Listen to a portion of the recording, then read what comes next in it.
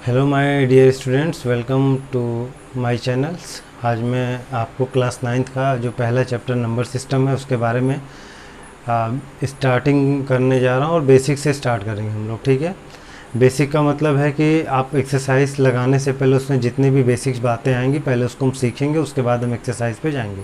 ठीक है, तो नंबर सिस्टम आपका जो चैप्टर है वो काफ़ी पुराना चैप्टर है, कोई ऐसा बात नहीं आप पहली बार पढ़ने जा रहे हैं। आपने क्लास 8th में, 7th में, 6th में, यहाँ तक कि 5th में भी आपने इन सब के बारे में पढ़ा है। तो उन चीज़ों का पहले हम क्विक रिवीजन कर लेते हैं, उसके बाद फिर हम स्टार्ट करते हैं। ठीक है, तो सबसे पहले हम बात करेंगे आपके नेचुरल नंबर की। ठीक है, नेचुरल नंबर।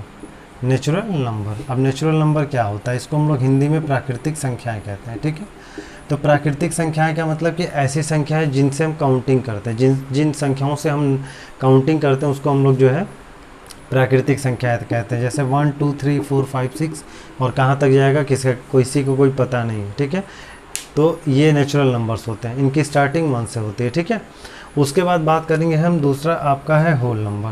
होल नंबर क्या होता है? होल नंबर की हिंदी जो होती है वो होती है पूर्ण संख्याएँ। अब इसको समझिए। अब इसमें देखिए क्या होता है कि जब आप नेचुरल नंबर में क्या करते हैं, नेचुरल नंबर में जीरो ऐड कर देते हैं, तो इसको कहते हैं होल नंबर।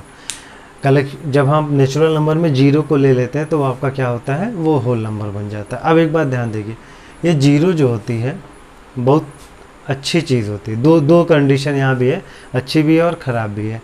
अच्छी किन मायने में, इसको समझ लीजिए। अगर मान लीजिए आपकी सैलरी 10,000 रुपये है, तो हम क्या चाहेंगे कि हमारे आगे एक जीरो बढ़ जाए, तो यहाँ पर कंडीशन क्या हो गई, अच्छी कंडीशन हो गई ना। अगर आपने मान लीजिए कि 5 नंबर पर आया, 50 नंबर का पेपर है, तो आप सोचेंगे कि 50 नंबर पर आ जाए, कंडीशन अच्छी हो गई। लेकिन कहीं कुछ कंडीशन इसकी कहीं जगहों पे कंडीशन ख़राब भी कर देता है। कैसे कि अगर आपकी मार्कशीट में 0 नंबर आ जाए तो घर वाले आपकी कंडीशन ख़राब कर देंगे।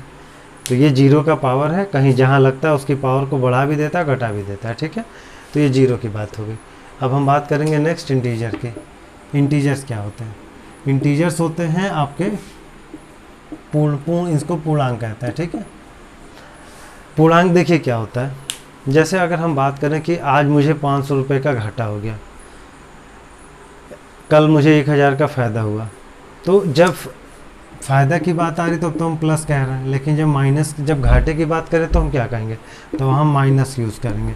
और ये जो निगेटिव नंबर्स होते हैं उसी को हम लोग इंटीजर्स कहते हैं। जैसे आपका -1 -2 0 1 2 3, ये जब पूरा एक साथ काउंट किया जाएगा तो इसको इंटीजर कहा जाएगा। ठीक है, तो ये हो गया हमारे इंटीजर का डिफिनीशन।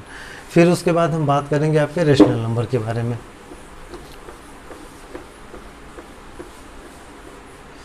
देखिए रेशनल नंबर क्या होता है। रेशनल नंबर, तो रेशनल नंबर को हम लोग हिंदी में बोलते हैं परिमेय संख्याएं।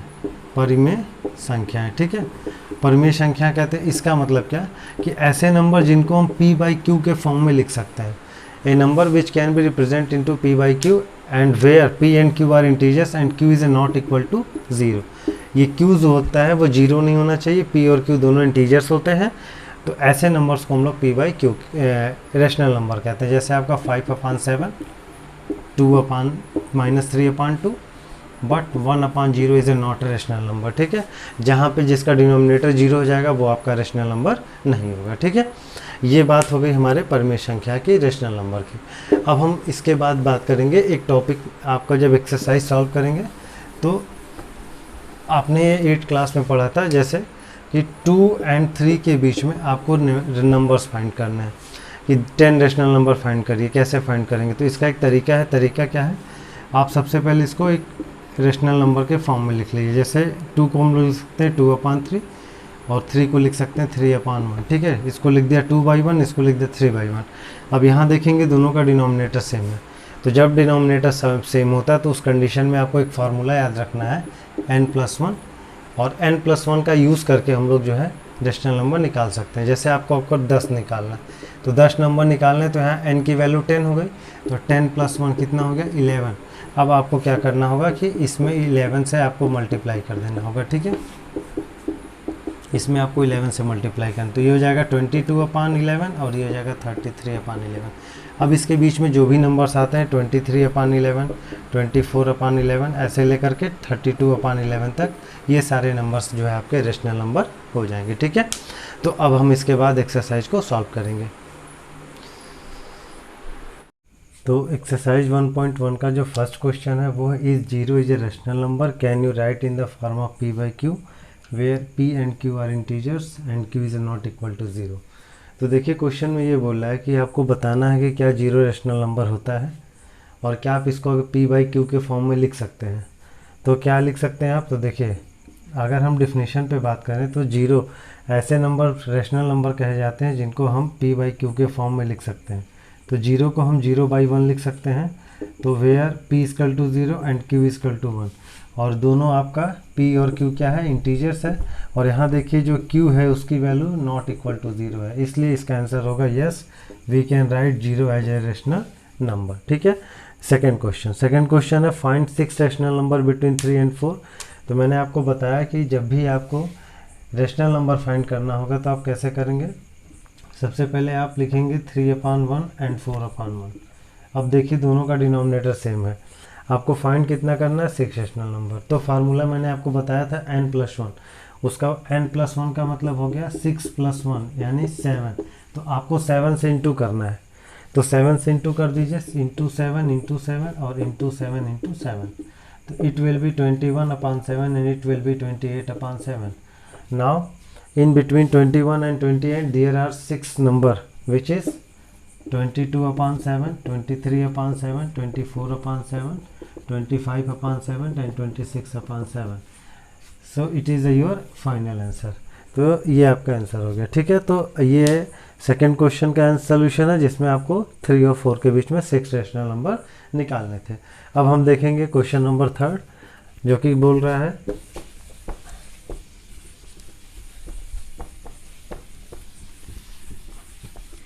क्वेश्चन नंबर 3 है आपका, find 5 rational number between 3/5 and 4/5। तो आपको 3/5 और 4/5 के बीच में 5 रैशनल नंबर निकालना। सबसे पहले चेक क्या करना, सबसे पहले चेक करना कि डिनोमिनेटर सेम है नहीं। तो यहाँ पर देखेंगे दोनों का डिनोमिनेटर 5 है, जब 5 दोनों का डिनोमिनेटर सेम है तो आपको फार्मूला n+1 लगा देना है। यहाँ n की वैल्यू क्या हो जाएगी, 5, जितना निकालना होता है वो n की वैल्यू होती है। तो 5 + 1 कितना हो गया, 6। अब आप क्या करेंगे, इसमें 6 से इंटू कर देंगे, into 6 and 4/5 into 6 it will be 18/30 and it will be 24/30।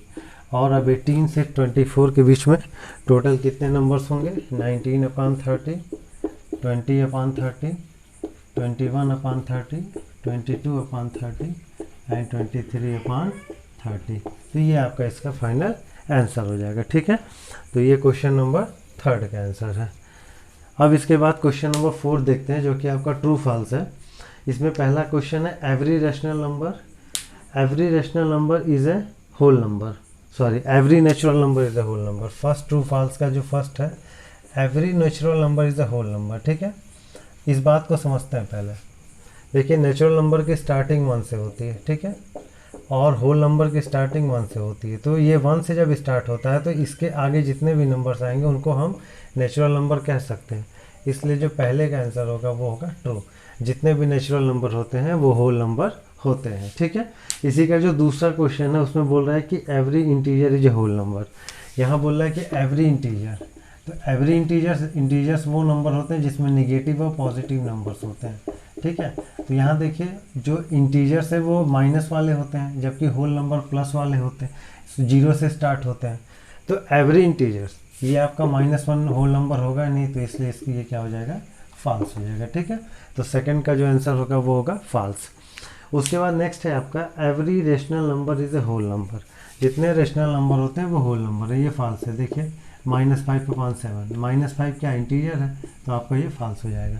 तो इस तरह ये आपका एक्सरसाइज 1.1 है, इसका सोल्यूशन है। अब हम नेक्स्ट वीडियो में 1.2, 1.1 तो हो चुका, 1.2 और 1.3 के सोल्यूशन को देखेंगे। मिलते हैं नेक्स्ट वीडियो में। Thank you.